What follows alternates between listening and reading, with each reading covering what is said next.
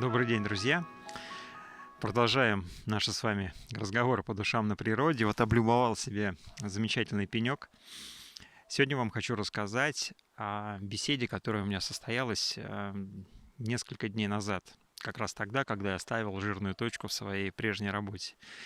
И я разговаривал с человеком, который, по его же словам, очень приземленный, как он сам говорит про себя. Человек, который не верит ни во что нематериальное. Он не верит в Бога, он не верит в душу, он не верит там, в энергию, что для нас считается совершенно естественным и очевидным, но таких людей на самом деле очень много. Я думаю, что в вашем окружении такие люди тоже есть.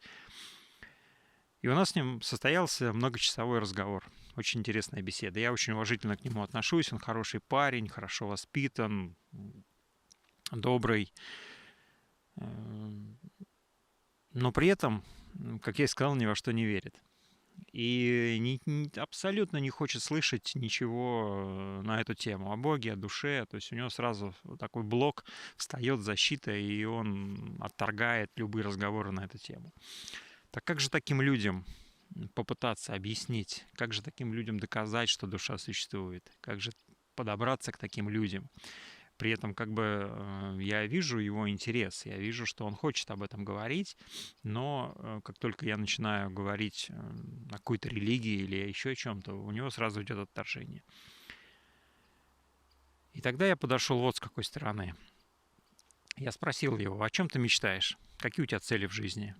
Он мне ответил, что, ну, конечно же, он хочет обеспечить свою семью, он хочет жить в достатке, он хочет, чтобы его дети получили хорошее образование.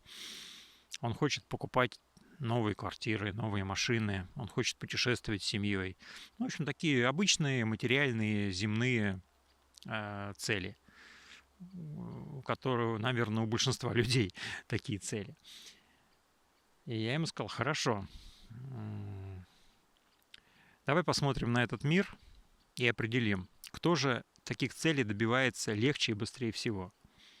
И мы с ним пришли к мнению, что финансовые блага получают, как правило, люди быстрее всего, которые не обладают какой-то нравственностью, у которого нет этих барьеров.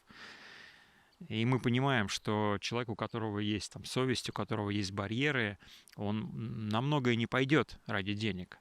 А человек, у которого нет совести, который ее давно растоптал, и у него нет каких-то нравственных препонов, он идет к своей цели любыми путями и поэтому достигает этих финансовых целей.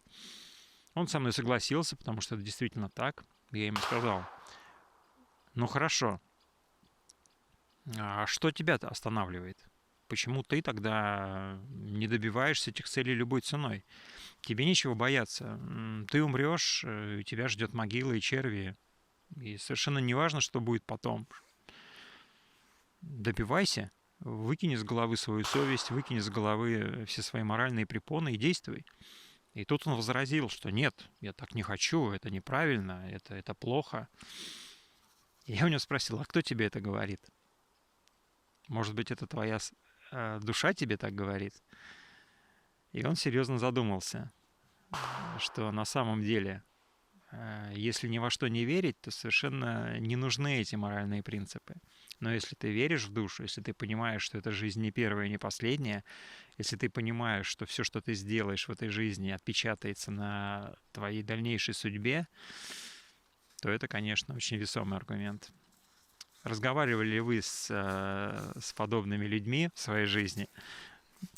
Просили Майка показать, вот он сам пришел. Расскажите в комментариях, были ли у вас беседы на подобные темы с людьми, потому что таких людей, к сожалению, пока еще очень много. Все, мы с Майком вас сильно любим, обнимаем и пока-пока.